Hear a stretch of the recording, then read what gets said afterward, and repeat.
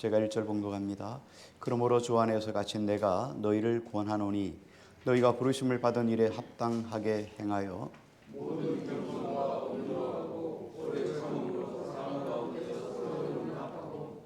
평안에 매는 줄로 성령이 하나 되게 하신 것을 힘써 지키라.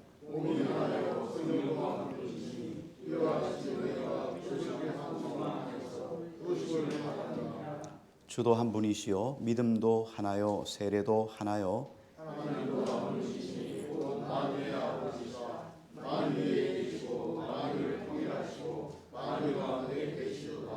아멘.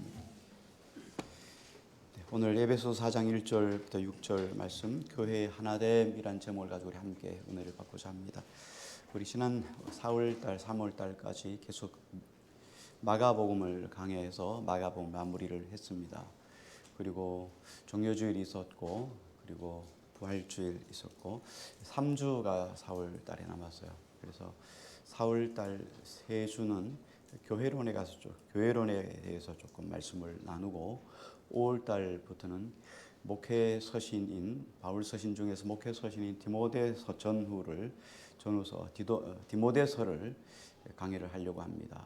여러분이 기도해 주시기를 바라고요. 잘 말씀을 연구해서 좋은 말씀이 흘러나오도록 위해서 기도해 주시기를 바라고요. 특별히 4월달 마무리하면서 3주간은 교회론에 관해서 에베소 전체를 하면 또 지루하고 재미없어서 3주 동안 연속으로 해서 교회를 좀 생각해 보려고 합니다.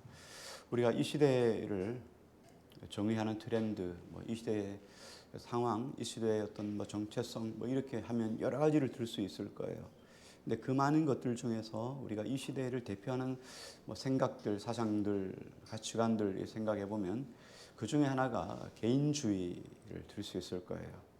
다 대부분 개인주의가 우리 속에 제일 먼저 이렇게 생각이 날 것 같습니다. MZ 세대 이렇게 해도 MZ 세대라는 것과 기성 세대가 이렇게 분리되잖아요. 그들만의 트렌드. 근데 실상 또 요즘은 또 M 세대와 Z 세대를 나누어라 같이 갈 수 없다. 이렇게 하기도 합니다. Z 세대는 또 다른 세대이기 때문이죠. 자, 그런데 MZ 세대를 나누고 또 그 가운데 Z 세대를 나눈다는 말은 그만큼 세분화된 개인주의로 흘러가고 있다는 것을 보게 됩니다. 이렇게 개인주의가 팽배하다 보면 반대급부로 무너지는 것이 바로 공동체이죠. 공동체의 가치가 일찌감치 무너져 내렸습니다. 그래서 무엇보다 개인을 가장 소중히 여기는 가치가 이 시대에 팽배해져 있습니다. 교회에 다니는 이유도 어떤 의미에서는 자기 행복을 위해서 교회를 나누는 사람들이 실상은 많죠. 물론 기본적으로는 자기중심적이니까 사람들은 각각 개인의 욕구가 채워지지 않으면은 신앙생활에도 실상은 열심을 낼 수가 없습니다. 내가 기도했더니 응답이 되었다. 이런 자기 욕구가 채워져야 신앙생활에도 힘을 얻고 재미가 있겠죠. 자, 성경도 그런 의미에서는 어떤 개인의 가치를 인정합니다. 긍정하고 또 개인 하나하나, 개인 한 사람 한 사람이 하나님께 나아가서 개인적으로 하나님을 만나기를 성경은 계속해서 우리에게 요청하기도 합니다. 그래서 아비가 포도를 먹었는데 이가 싫었는데 아들까지 시냐, 이거 아니죠. 각각 하나님의 은혜를 받아야 되고 각각 구원을 받아야 되는 것, 개인적인 것을 성경이 요청하기도 합니다. 근데 문제가 뭐냐면 이 시대가 개인주의 경향이 점점 심화되고 있다는 거예요. 더 깊어지고 있다는 것이 실상 문제이지요. 모든 것이 개인 중심입니다. 그래서 개인이 모든 것의 기준이 되어 버렸다 말이죠. 그러나 교회를 한번 생각해 보시기 바랍니다. 교회는 실상 개인주의가 들어올 수가 없죠. 개인보다는 공동체를 더 중요하게 여겨야 되기 때문입니다. 왜냐하면 하나님의 계획 자체가 교회라고 하는 공동체 속에 주시는 메시지이기 때문입니다. 그래서 공동체가 실상은 교회에는 더 중요하죠. 그래서 하나님은 신앙 공동체에 말씀을 주셨는데 오늘 1절부터 6절까지를 쭉 같이 읽었습니다. 1절부터 6절까지 말씀을 쭉 읽었는데 그 가운데 3절이 4장 1절에서 6절 말씀 속에 3절이 핵심 구절입니다. 우리 3절을 한번 같이 다시 한번 읽어보겠습니다. 3절 읽습니다. 시작.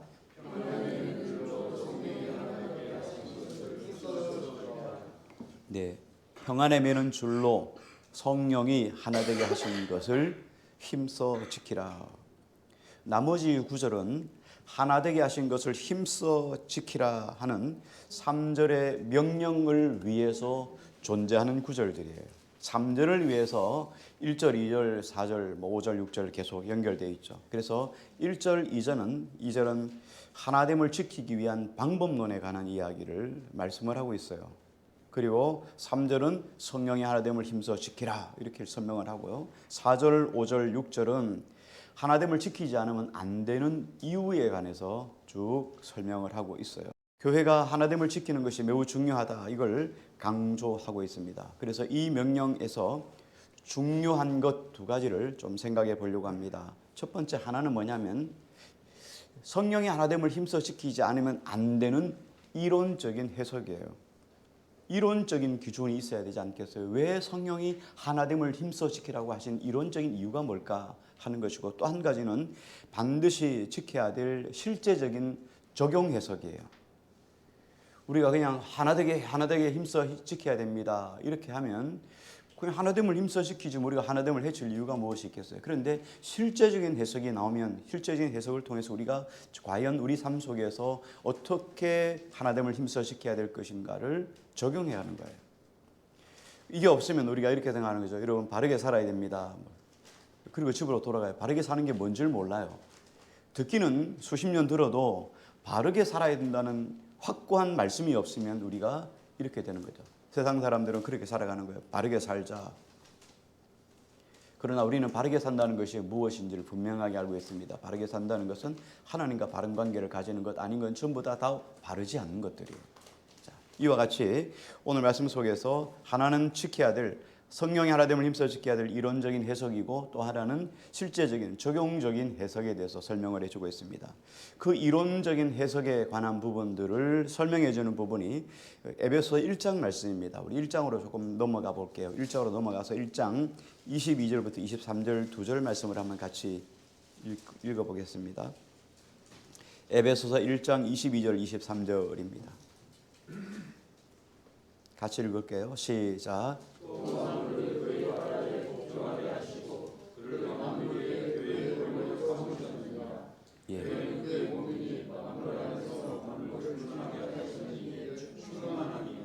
네, 여기 보니까 만물을 그의 발 아래에 복종하게 하시고, 그가 누구죠?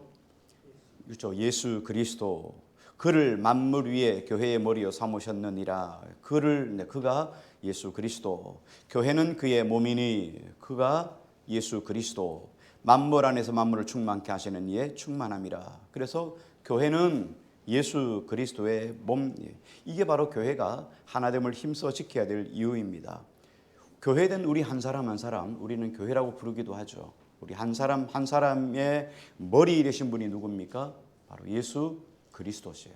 그래서 우리는 예수님의 각각의 지체예요.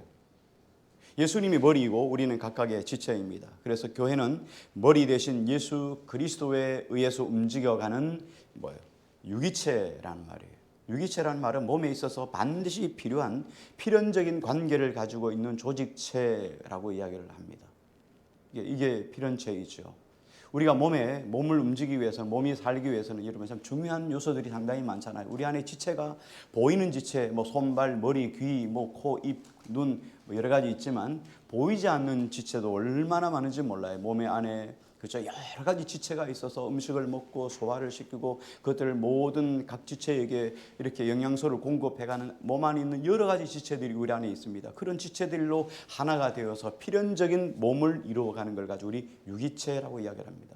그래서 우리는 각각 지체가 다 예수 그리스도를 머리로 둔 각각의 유기체입니다. 이 이야기를 고린도전서 12장에도 동일하게 설명을 하고 있어요. 몸과 지체에 관한 설명을 쭉 설명해 주고 있는데요. 우리 한 사람 한 사람은 분리된 존재가 아니라는 거예요. 다 몸에 붙어 있어요. 예수 그리스도를 머리로 우리가 다 몸에 붙어 있습니다.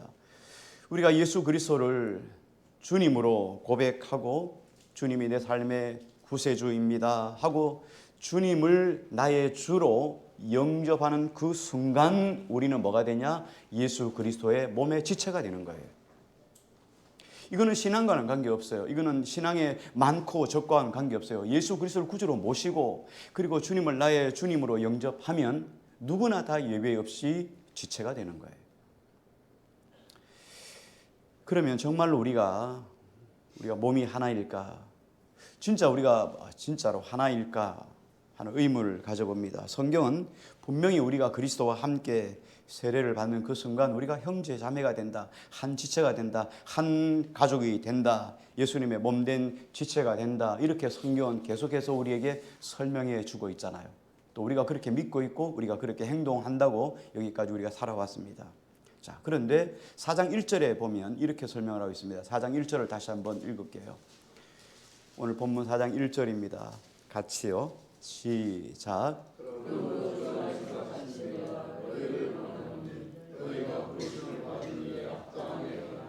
예, 부르심을 받은 일에 합당하게 행하여, 이렇게 말합니다. 다시 이야기를 하면 하나됨을 지키라 하는 명령이에요.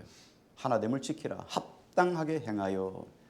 하나님이 우리를 예수 그리스도 안에서 구원으로 불러주셨습니다. 그래서 우리가 생명 주신 예수 그리스도의 그 부르심에 합당하게 행할 때 우리가 하나됨을 힘써 지킬 수가 있다. 이 내용이죠. 간략하게 이야기하면, 간단하게 한 줄로 딱 요약을 하면, 예수 그리스도의 사람이라면, 다시 말하면 그리스도인이라면 마땅하게 성도의 하나됨을 힘써 지키라는 말이죠. 이거 당연한 거잖아요. 그리스도인이라면 하나됨을 지키는 것이 그리스도인의 본분이다 하는 말이에요. 그래서 그 다음에 하나됨을 어떻게 지킬 것인가에 대한 설명이 4장 2절이에요. 4장 2절을 한번 같이 읽겠습니다. 같이요. 시작.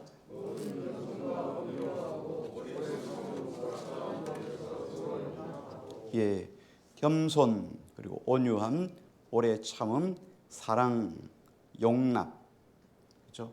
용납, 이 단어들을 이렇게 딱딱 연결해 보면 뭐하고 유사합니까? 갈라디아서 6장에 있는 성령의 9가지 열매, 성령의 열매하고 똑같죠. 성령의 열매를 이렇게 함축해 놓은 것이 오늘 에베소 4장 2절 말씀이에요. 우리가 하나됨이 너무너무 중요하기 때문에 하나님께서 이렇게 하나됨을 지키기 위해서 우리에게 주신 것이 뭐냐면 성령의 열매예요. 하나님의 성령의 열매를 우리에게 부어주기까지 우리에게 하나됨을 힘써 지키는 것이 그만큼 중요하다는 거예요. 성령을 너에게 부어주셨다, 성령을 너에게 주셨다. 그 성령을 통해서 우리가 하나됨을 지켜야 한다는 거예요. 그만큼 우리에게 모든 도구, 모든 성령의 은총을 우리에게 주셔서 하나됨을 지키라는 거예요.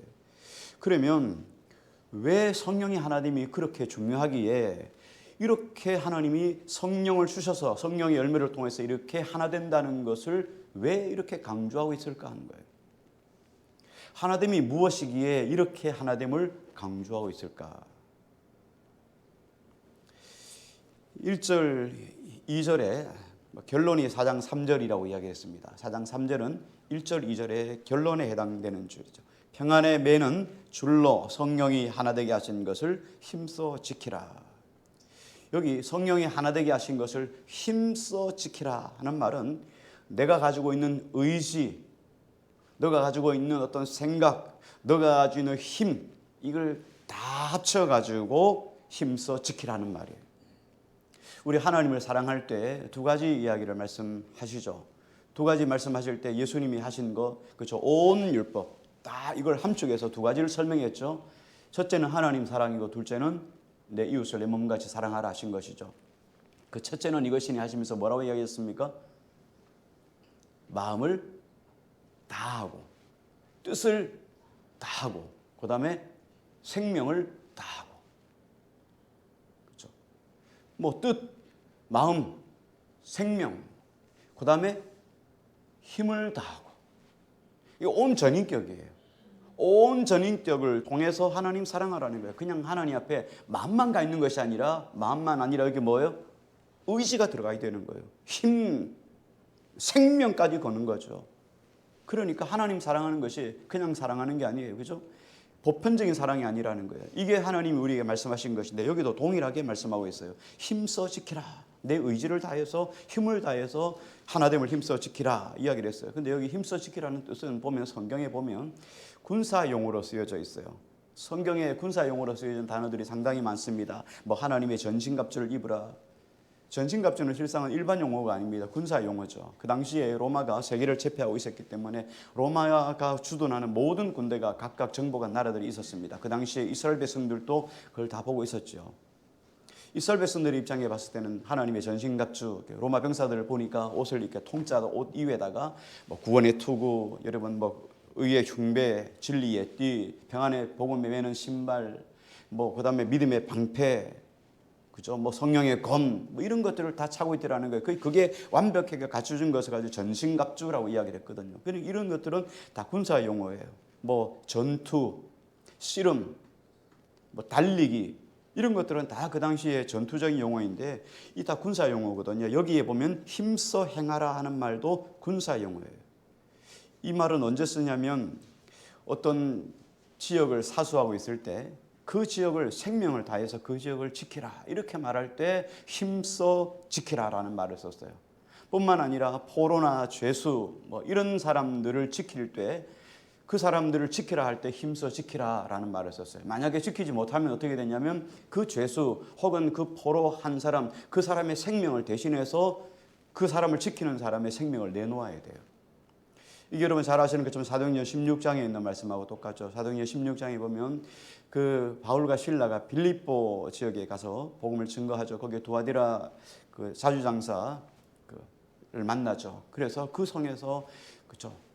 그 복음을 전하는데 어느 날 복음을 전하는데 계속 복음 전하는 그 길목에 한 여인이 귀신 들린 여자가 종이 계속 예언을 하는 거예요. 당신은 위대한 하나님의 종입니다 하고 막 이렇게 말하니까 상당히 불편한 거예요. 그래서 예수 그리스도 이름으로 그 귀신을 쫓아내줬어요. 그랬더니 그 여종을 통해서 귀신 들려서 사람들 점치던 그 주인이 이제 이익이 없어졌어요. 점을 쳐서 그 돈 복채를 받았는데 온전해져 버렸으니까. 그래서 고발을 했어요. 그래서 바울과 실라가 할 수 없이 잡혀 들어가가지고 실컷 두들겨 맞고 그리고는 옥에 갇혔어요. 근데 옥에 갇혔을 때 바울과 실라가 하나님 앞에 기도하고 찬송하고 기도할 때 막 지진이 일어나고 옥문이 다 열려버렸어요. 그때 간수가 잠을 자다가 벌떡 깨버린 거죠. 막 지진 일어나듯이 나니까 벌떡 일어나가지고 보니까 옥문들이 다 열려 있는 거예요. 그러니까 죄수가 다 도망간 줄 알고 자결하려 하매 어차피 도망가도 자기 생명 죽는 거예요.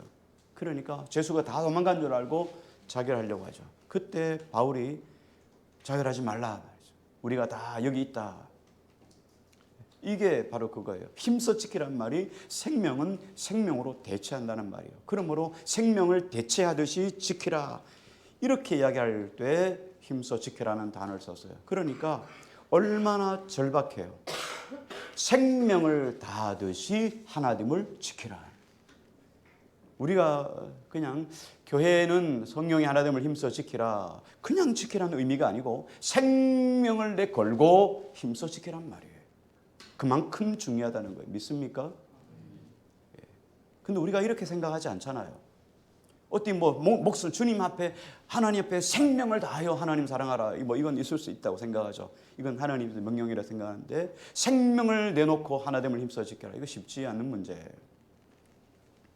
그러므로 교회는 하나됨을 목숨이 달린 하나님의 명령으로 우리가 여겨야 돼요. 해도 그만, 뭐 하나됨은 해도 그만, 안 해도 그만 이런 차원의 선택의 문제가 아니라는 거예요. 그러므로 하나됨이라는 것은 구원과 생명이 달린 문제이다라는 의미예요.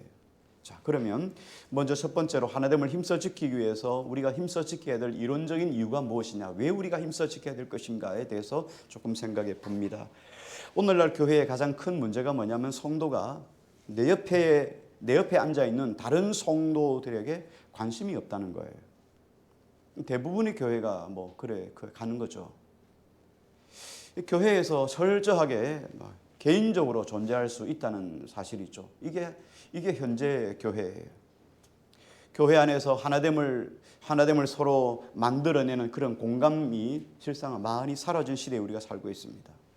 근데 하나님께서 원하시는 것이 뭐예요? 하나님이 기뻐하시는 교회, 하나님이 기뻐하시는 성도의 모습은 과연 어떤 것인가? 그리고 왜 성경은 끊임없이 우리에게 하나되라고 말씀하시면서 이것을 강조하시는 것일까 하는 거예요. 그 이유는, 이론적인 이유는 한 가지입니다. 우리가 예수 그리스도의 몸이기 때문이에요.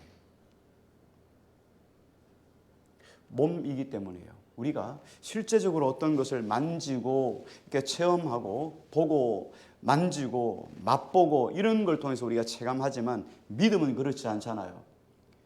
여러분, 하나님이 살아계심을 믿습니까? 보았습니까? 그렇게 말하면 우리가 모르잖아요. 없잖아요. 못 봤어요. 근데 어떻게 해요? 그런데 믿어져요. 성령이 우리 안에서 믿게 하셨습니다. 그렇죠? 성령이 하나 되게 하심도 마찬가지라는 거예요. 주님이 우리의 몸이기 때문에, 우리는 주님의 지체이기 때문에, 예수 그리스도가 교회의 몸이기 때문에 우리는 하나됨을 힘써 지켜야 된다는 거예요. 이게 바로 이론적인 근거예요. 이론적인 이유예요. 교회는 주님의 몸이다. 1장 23절 우리 아까 읽었죠. 23절 다시 한번 찾아가서 우리 한번 같이 읽어볼게요. 1장 23절만 읽습니다. 같이 읽습니다. 시작.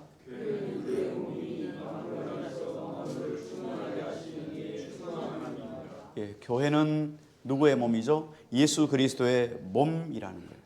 자, 그럼 우리 다시 한번 저를 보시기 바랍니다. 우리가 전에는 우리가 예수 그리스도를 딱 믿는 순간에 우리는 예수 믿기 전하고는 전혀 다른 삶을 살아가야 돼요. 예수 그리스도를 믿는다는 것은 여러분 획기적인 변화예요. 그냥 내가 교회에 일주일에 한 번 교회에 나왔다 이런 차원의 문제가 아니에요. 자, 여러분 한번 생각해 보시기 바랍니다. 과연 여러분 그렇게 되고 있는지 조금 점검해 봐야 될 텐데요. 여러분이 예수 믿기 전에 어땠습니까? 여러분 예수 믿기 전에는 중심이 누구였습니까? 나죠, 나. 내가 내 삶의 중심이었어요. 내가 내 인생의 주인이었어요. 내 인생은 나의 것. 내 인생은 나의 것. 아무도 간섭 안 해요. 내가 내 인생의 주인이요. 필요 없어. 내가 알아서 할 거야. 이건 내 인생이었습니다. 내 인생의 주인이 나예요. 내 인생의 주인이 나고 독립된 존재로 내가 삶을 살아가요. 그래서 내 마음대로 내 생각대로 나를 위해 내가 살아가는 거예요. 결과는 내가 먹겠죠. 결과는 내가 알아서 하는 거고 당신 타치하지 말라. 이게 예수 믿기 전에 우리의 본질이었습니다. 자, 그런데 우리가 예수님을 내 삶의 구주로 영접했다. 이 말은 예수님이 이제 나의 머리가 되었다. 예수님이 나의 삶의 주인이 되었다. 이젠 예수님의 뜻대로 삶을 살아간다. 예수님이 원하신 대로 삶을 살아간다라고 하는 결정이에요. 그러니까 예수 믿고 나서 재미가 없는 이유는 뭐예요?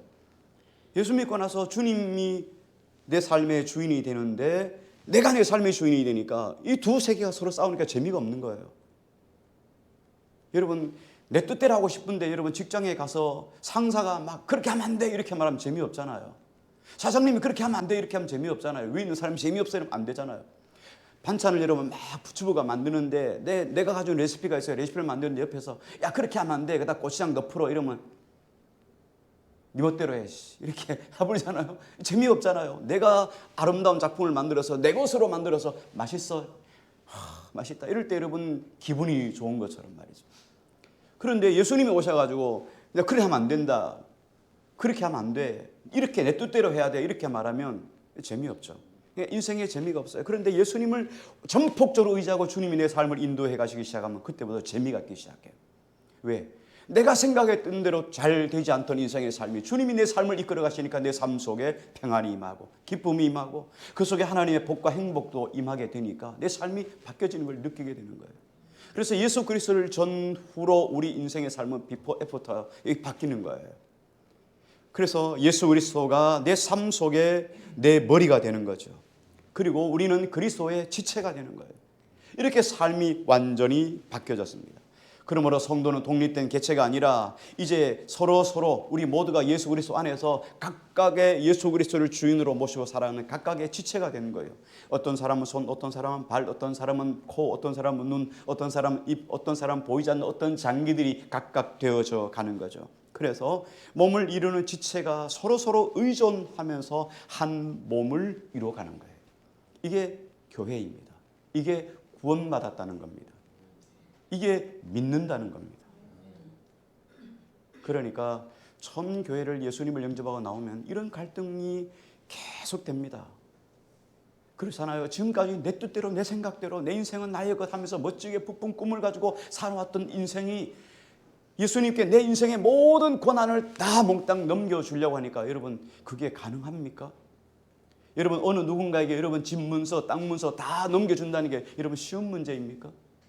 여러분 인생의 문서, 내 인생은 내 것이라는 그 문서를 우리 하나님께 내어놓는다는 게 쉬운 일은 아니죠. 그래서 갈등하는 거예요. 그런데 주님이 그 속에서 내 삶 속에 그것이 복된 인생이라는 것이 믿어지면 가능해요. 이걸 우리는 성경은 거듭났다라고 이야기합니다. 다시 살았다, 거듭났다 이렇게 말씀을 하시는 거죠. 자, 어쨌든 이렇게 교회에 나오면 자, 인생의 삶이 바뀌어졌습니다. 자, 그럼에도 불구하고 이렇게 거듭난 인생에도 교회 안에 들어오면 내가 모든 것들이 다 포기되어진 것이 아니에요. 우리 안에 두 가지를 동시에 가지고 살아가게 됩니다. 하나는 뭐냐면 개별성이에요. 하나는 독립성이에요. 이 두 가지를 여전히 가지고 있습니다. 개별성이라고 하는 것은 뭐냐면 서로가 서로의 다름을 인정해 주는 게 개별성이에요. 우리가 다 다르죠. 근데 우리는 교회 와가지고 각각 자기 공식대로 사람을 이야기를 해요. 자기 공식대로 사람을 판단해요. 저 사람은 왜 옷을 저렇게 노리끼리한 걸 입고 왜 저렇게 빨간 걸 입어? 여러분 빨간 거 입으면 안 될 이유가 없잖아요. 노리끼리한 거 입으면 안 될 이유가 없잖아요. 각각 자기 취향대로 입는 거예요. 그 개별성이에요. 그렇죠. 우리가 다 눈과 코와 귀와 입이 되는 거죠. 자, 다 눈이 되어서는 안 되잖아요. 그죠? 여러분 귀에도 눈이 있고 입에도 눈이 있으면 어디로 먹죠 음식을? 그럴 수 없잖아요. 다 우리가 눈이 아니에요. 다 코가 아니에요. 다 귀가 아니고 다 입이 아니란 말이죠. 그러니까 각각 어떤 사람은 입, 어떤 사람은 귀, 어떤 사람은 코, 어떤 사람은 눈이에요. 각각 개별성이에요. 자기 잘하는 거, 자기 용도, 자기 모양대로 그냥 그렇게 사용되어져 가는 거예요. 서로가 각각의 자기 기능을 발휘해야 온전한 몸, 건강한 몸을 지킬 수 있는 거예요. 이게 바로 개별성입니다. 그런데 눈이 코를 따라하고 말이죠. 막 귀가 입을 따라 막 해요. 자기도 먹고 싶다고 막 입이 귀에다가 막 이런 음식을 막 쑤셔 놓으면 여러분 어떻게 되겠어요? 그렇죠? 병이 나지 않겠어요? 눈으로 막 먹으면 어떻게 되겠어요? 눈으로는 구경만 하는 거죠. 그렇죠? 이렇듯이 각각의 자기 역할이 있는 거예요. 그래서 코는 냄새를 잘 맡아주면 되는 거예요. 입은 열심히 먹은 것을 잘 씹어서 소화를 시켜주면 되는 거예요. 귀는 잘 귀담아 들으면 되는 거예요. 쓸데없는 이야기는 흘러내리고 좋은 말은 귀담아 들으면 되는 거예요. 각각 자기 역할을 잘 하면 되는 것, 이게 바로 지체의 개별성이에요. 그런데 여기에 또 한 가지 독립성이라는 것이 있어요. 독립성이라는 건 뭐냐면 각각의 개별성을 각각 해야 될 자기의 개별성, 자기가 하는 장기, 자기가 하는 특성, 자기가 하는 어떤 잘하는 은사, 이것대로 하다 보면 이걸 무한정 인정해 버리면 난 이렇게 하는 게 은사다라고 다 자기 마음대로 해버리면 성령이 하나 되게 하신 것이 깨어져 버리잖아요. 그래서 필요한 것이 뭐냐면 모든 기관은 머리의 지시를 따라야 돼요. 머리가 누구죠? 예수 그리스도예요. 그래서 독립성을 가지고 있어요. 그렇죠? 다 개별성을 가지고 있지만 반드시 머리의 통제를 받아야 된다는 거예요. 머리를 중심으로 모든 지체가 머리에 영향을 받아야 돼요. 머리의 통제를 받아야 됩니다. 뿐만 아니라 조금 더 한 발 나가면 다른 지체를 위해서 자기의 행동을 조금 제약을 해야 돼요. 이게 독립성이에요. 자, 내가 하고 싶다고 이러면 막 해버리면 자, 뭐 이런 찬송을 드립니다. 하모니를 가지고 이러면 찬양을 막 드리는데 난 노래 잘하니까 막 하고 막 그렇게 해버리면 그러면 노래가 다 깨져 버리잖아요. 그래서 서로 화음을 맞추도록 적당하게 하는 거예요. 여러분 뭐 사도신경 뭐 이렇게 우리가 외우잖아요. 어떤 사람은 성격이 좀 급한 분이 계시고 어떤 사람은 느긋한 분이 계셔요. 느긋한 분은 뭐 남이야 쫓아가든 말든 나는 뭐 하늘에 전능하사 천지를 만드신 하나님 우리 아버지를 내가 믿사오며 이렇게 하고 어떤 사람은 전능하사 천지를 만드신 하나님 아버지 내가 믿사오며 이렇게 하면 이게 뭐 중구난방이 돼버리잖아요. 그래서 적당하게 늦은 사람은 이럴 때는 조금 빠르게 빠른 사람은 조금 늦게 적당하게 선을 맞춰서 전능하사 천지를 만드신 하나님 아버지를 내가 믿사오며 이렇게 레벨을 맞춰가는 것은 뭐 다른 사람을 향한 배려예요. 이게 독립성이에요. 내가 저 사람을 위해서 조금 배려해 주는 것. 또 한 가지 여기 보면 몸 안에서 자신이 가지고 있는 은사가 따로 있어요. 그 은사에 따라서 자기 역할들을 감당하는 거예요. 이게 바로 독립성이에요. 우리는 어쨌든 몸이라고 하는 하나의 지체 안에 우리가 다 포함되어 있어요. 자, 그래서 중요한 것은 몸이 죽으면 뭐가 죽죠? 지체가 죽는 거예요. 몸이 죽으면 지체가 의미가 없어요. 여러분 사람이 죽었는데 뭐 눈이 의미가 있습니까? 코가 의미가 있습니까? 입이 의미가 있습니까? 손이 의미가 있습니까? 몸이 죽으면 다 죽는 거예요. 지체도 다 죽습니다. 그래서 우리는 항상 뭘 해야 돼요? 기억을 해야 돼요. 성도는 개인의 자유보다는 주님의 몸된 교회를 먼저 생각해야 돼요. 박영선 목사님이 쓴 남포교회 원로 목사인 박영선 목사님이 쓴 책 신앙의 여정이라고 하는 그 작은 소책자가 있는데 그 안에 그리스도인의 세계관에 관한 부분을 이야기를 하고 있어요. 근데 그 부분 속에서 폴 디 헨슨이라고 하는 이 구약 신학자의 글을 당겨서 인용을 합니다. 이분이 현대성서 주석을 썼는데요. 현대성서 주석에서 이사야 주석에 보면 이사야서를 세 부문으로 이렇게 나눕니다. 그래서 제1 이사야, 제2 이사야, 제3 이사야라고 하는데요. 제1 이사야는 우리가 뭐 잘 듣지 못하는 것을 뭐 그렇게 크게 생각하지 않으면 좋아요. 어쨌든 여기 뭐 말씀 설명하려고 하는 여러분 의도는 나중에 있는 거니까. 제1 이사야는 제1 세계관, 제2 이사야는 제2 세계관, 제3 이사야는 뭐 제3 세계관 뭐 이렇게 생각을 볼 수 있어요. 근데 이 이야기는 뭔 이야기냐면 우리가 처음에 예수 믿으면 처음에 이스라엘 백성을 이사야 첫 번에 있는 이사야 제1 이사야 제1 세계관은 뭐냐면 율법의 세계관이에요. 예수 잘 믿으면 구원받고 예수 잘 안 믿으면 구원 못 받고 여러분 율법을 지키면 복 받고 율법 안 지키면 하나님께 심판받는다. 여러분 간단하죠. 이게 제1 세계관이에요. 그런데 우리가 제2 세계관은 어떤 것이냐면 은혜의 세계관이에요. 우리가 다 율법을 잘 지켜서 여러분 구원받았습니까?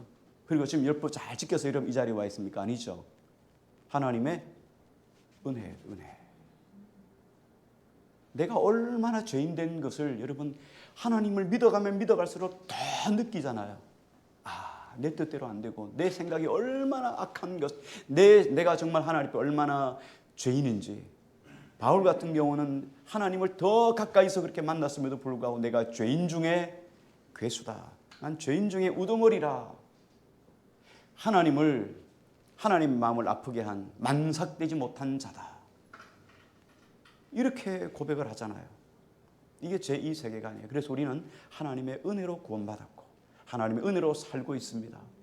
여전히 죄를 짓는 이 인생을 하나님이 주님 앞에 나와 주여 하면 용서해 주고 다시금 깨끗게 해 주셔서 죄 없다고 다 하나님이 씻어주시는 것이 우리 인생의 삶이에요. 이게 제2 세계관이에요.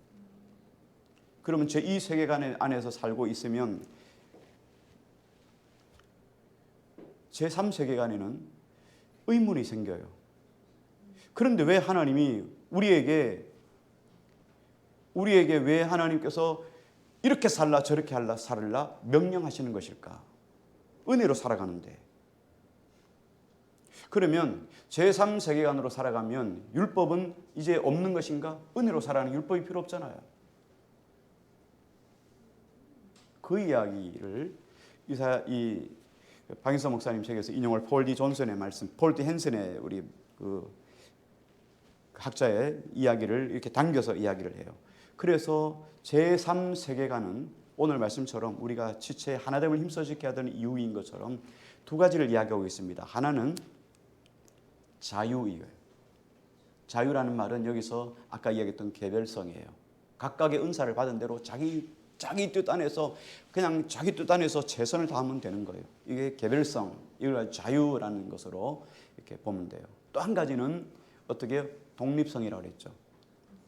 그래도 여전히 우리는 어떻게 머리에 지체에 지시를 받아야 되는 거죠.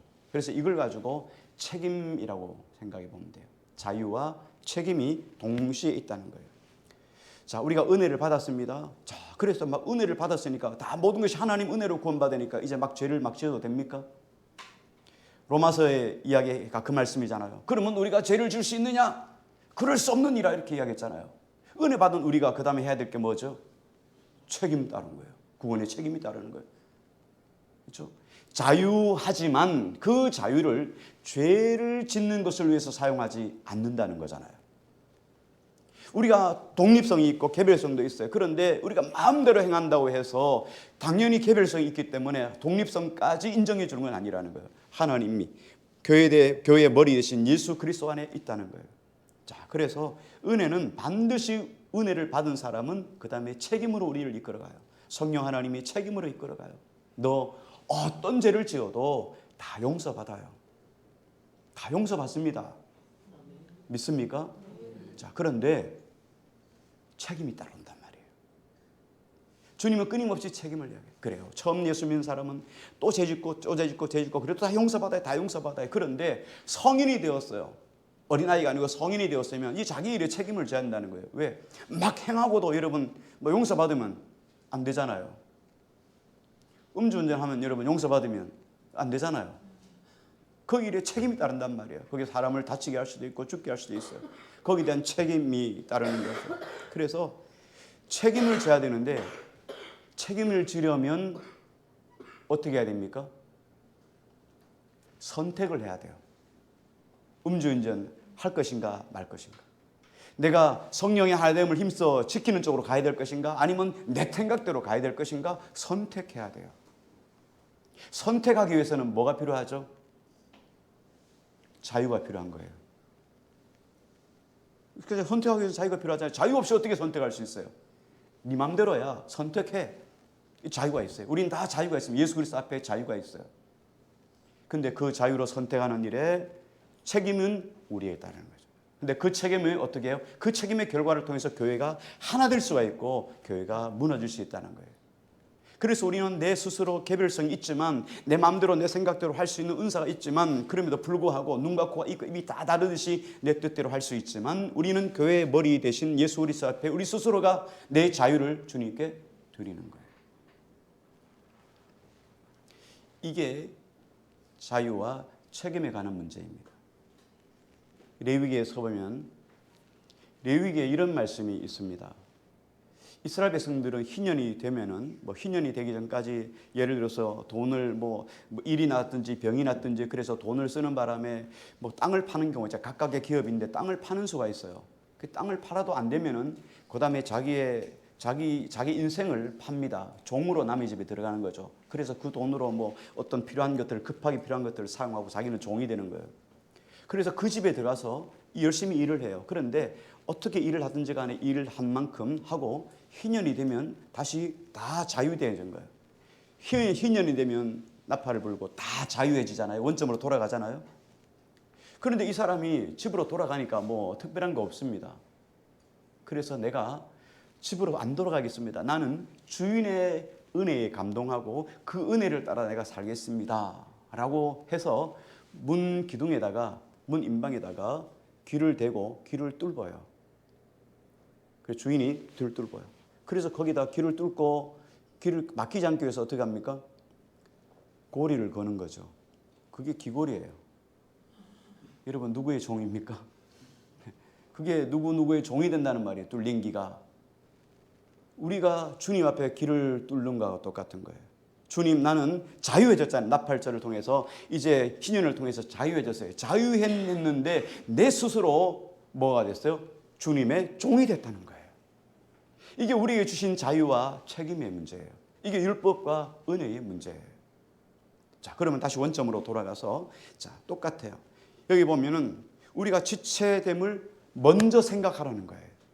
하나됨을 위해서 머리 대신 예수 그리스도를 위해서 우리가 모두 지체므로 내가 마음껏 할 수 있고 내가 눈은 눈대로 최선을 다해 살 수 있지만 우리가 개별성이 하나 되어야 한 지체를 이룰 수 있기 때문에 힘써 지키는 것이 마땅하다는 거예요.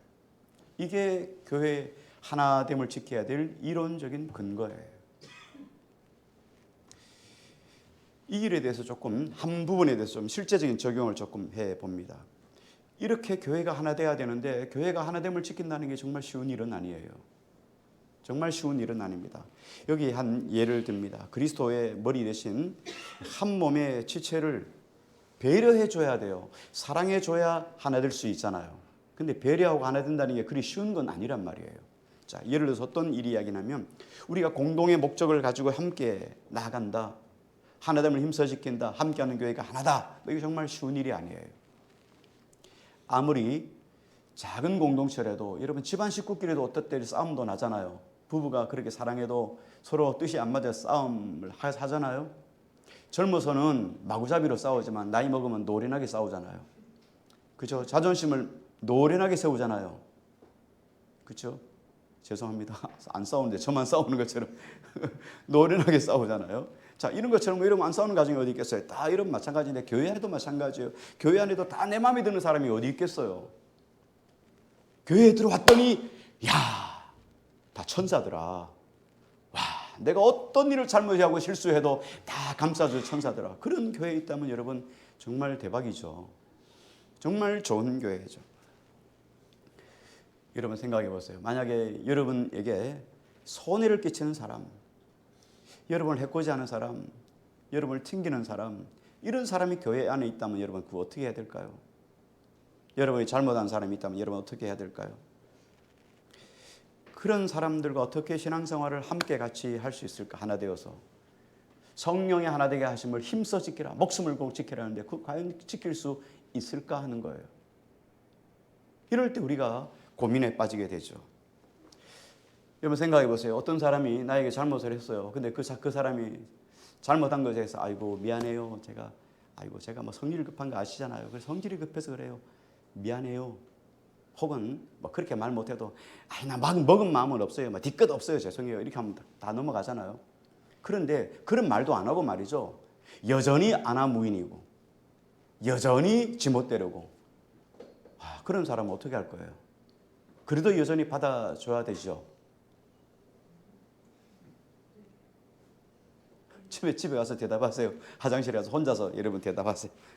이럴 때도 우리가 성령의 하나됨을 힘써 지켜야 될 것인가 하는 거예요. 고린도전서 6장에 보면 이 문제가 여기에 대한 적용 문제가 나와 있어요. 고린도전서 6장에 보면 고린도 교회가 상당히 문제가 많았던 교회죠. 여러 가지 문제가 많았던 교회, 아주 상당히 문제 많아요. 뭐 사랑에 관한 이야기를 했으니까 사랑도 없는 교회였고요. 근데 문제가 있었습니다. 법정적인 문제가 있었어요. 교회 안에서 두 사람이 싸움이 일어났어요. 그런데 이 문제를 가지고 해결이 안 돼요. 막 교회 지도자들, 교회 뭐 장로님들 지도자들이 가서 이래 이야기를 해도 문제가 해결이 없어요. 그래서 해결이 안 되니까 세상 법정으로 가서 고발을 했습니다. 이 사람 문제 고소를 했습니다. 자, 그때 바울이 이 고린도전서 6장에 바울이 나서서 이 이야기에 대해서 명확하게 설명을 합니다. 뭐라고 이야기를 했냐면 고소인에게 고소를 취하라 이렇게 명령을 하죠. 취하라 이렇게 말씀을 합니다. 교회의 하나됨을 힘써 지키는 것이 자기 개인의 정당함을 입증해내는 것보다도 더 중요하다 이 말이에요. 여러분 이 이야기가 성경에 많은 부분에 기록되어 있어요. 바울과 실라, 바울과 바나바가 복음을 전하다가 실컷 두드러 맞아요. 그리고 성 밖으로 죽은 줄 알고 성 밖에 가서 버려요. 그런데 잠시 기절했다가 깨어나 이러면 툭툭 털고는 그리스도에게 그리스도의 사람이라면 고난받는 것이 합당한 줄로 여기고 또 복음을 전하 나가요.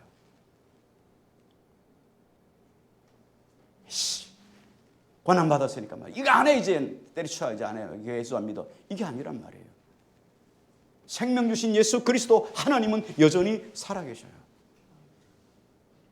그러니까 이 선택의 문제가 아니라는 거예요. 그러니까 취하하라, 바울이 이 문제에 취하하라. 너의 입장을 정당화하고 너가 정당하다는 것을 사람들에게 그렇게 표현해가지고 너가 입증받는 것, 그게 뭐 중요하다는 거예요. 그리스도의 몸을 세우는 것이, 예수 그리스도를 위한 것이 더 중요하지 않나는 말이에요. 여러분, 내 입장을 증명해내는 것, 하나님의 입장을 증명해내는 것, 여러분 어느 게 더 중요한 거, 어느 게 더 큰 것 같아요? 예. 그런데 세상은 그렇지 않다는 거예요. 왜? 개인주의로 휩쓸리다 보니까 내 명예가 더 중요한 거예요. 내 입장을 표명해내는 것이 더 중요한 거예요. 내가 결백하다는 것을 내가 증명해내는 것이 더 중요하다고 생각해서 그렇게 해서 입장 증명을 위해서 일을 하다 보니까 혼돈하기 시작하는 거예요. 교회가 혼란하기 시작하는 거예요. 이 문제는 상당히 어려운 문제입니다. 우리가 분노하고 마음이 상하고 그런 데는 그만한 이유가 있어요. 교회 안에서도 마찬가지죠. 성경은 정당함을 지키기 위한 일일지라도 이로 인해서 교회가 하나님이 파괴된다면 싸움 자체를 포기하라. 왜 그럴까요? 시비를 가리는 건 누가 하시겠다고요? 하나님께 있다는 거예요. 원수 갚는 일이 하나님께 있다는 거예요.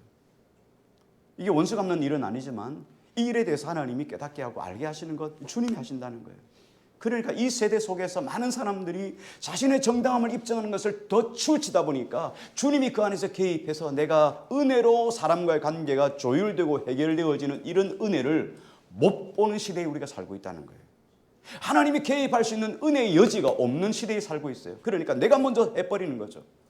하나님이 하게 하시는 일을 우리가 못 보는 세대에 살고 있어요. 왜? 내 중심이, 내 생각이 너무 컸기 때문에.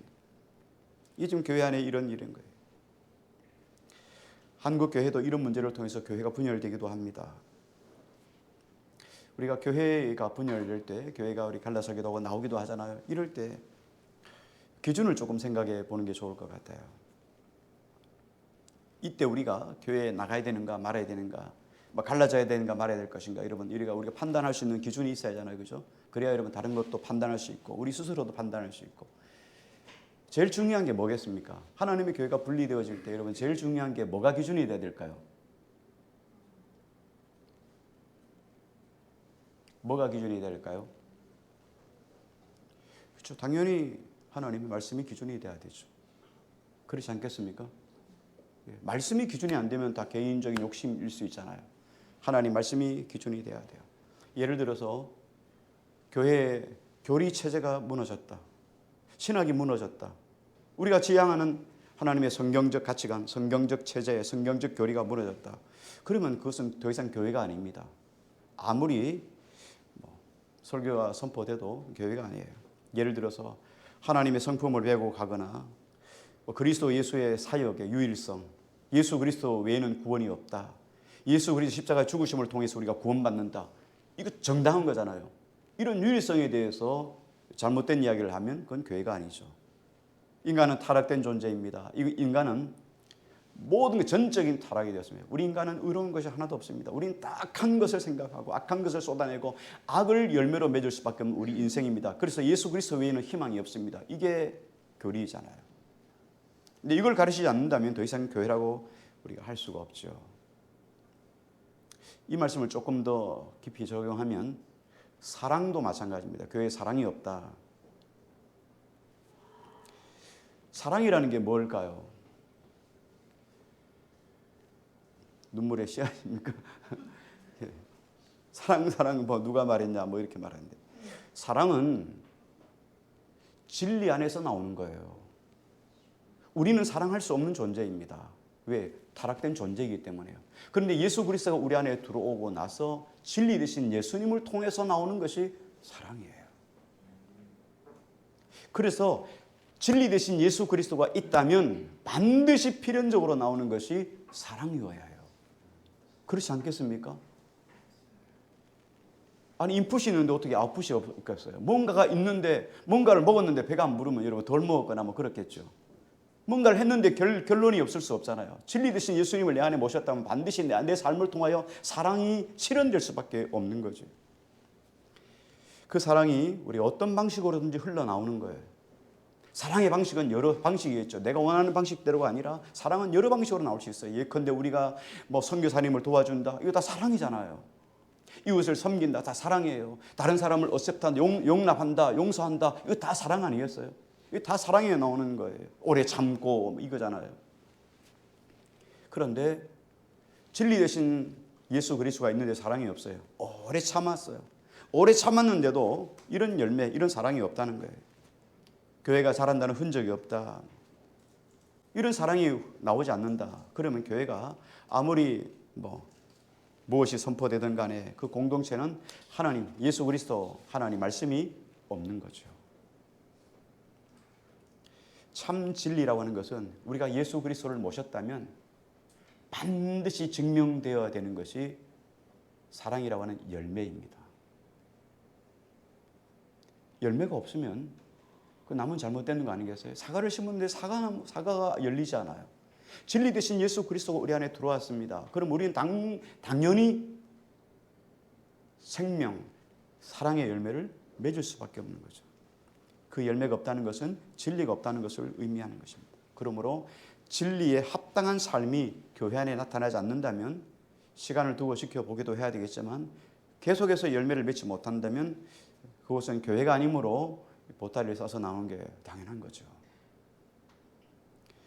자, 그런데 대부분 교회의 분열은 이런 진리 차원의 문제가 아니죠. 기득권이나 어떤 정당한 문제, 어떤 개인의 정당한 문제 이런 문제 때문에 어려움을 겪는 한국교회의 모습을 보게 됩니다. 어쨌든 오늘 본문 속에서 우리에게 주신 것은 이론적인 것하고 실제적인 것 한 가지를 좀 생각해 봤습니다. 이론적인 것은 뭐였죠? 우리가 그리스도 예수의 몸이라 그랬죠. 우리 각각의 은사를 따라서 코, 입, 귀 다 자기 준 은사가 있습니다. 그 은사를 따라서 최선을 다하되 지경이 있다는 거예요. 그렇죠? 반드시 머리 위에 통제를 받아야 되고 그리고 다른 사람을 배려하는 책임에 관한 문제, 자유에 관한 문제도 조금 통제를 받아야 된다는 거예요. 그리고 자기의 은사를 따라야 돼요. 은사도 아닌데 막 하면 안 되잖아요. 그렇죠? 남자분들이 내 다음 주부터는 식사를 준비하세요 이렇게 말하면 밥은 다 먹었잖아요. 그렇죠? 이렇게 하면 안 되잖아요. 잘하시는 은사를 가진 여성분들이 식사를 하고 남자분들은 좀 설거지를 한다든지 이렇게 되어잖아요. 자기 은사를 따라 그렇게 행하는 것이 아름다운 복이라는 거예요. 그래서 오늘 우리가 성령의 하나 되게 하심을 힘써 지키라. 이 말은 뭐라고 그랬죠? 군사적인 용어를 했죠. 생명을 걸고 지키라. 오늘 하나님께 주신 이 지상교회, 주님이 이 교회를 위해서 피로 값주고 생명을 바쳐 주신 교회. 우리가 교회에 힘써 하나됨을 지켜 하나님께 영광이 되는 우리 모두가 되기를 주의 이름으로 축복합니다.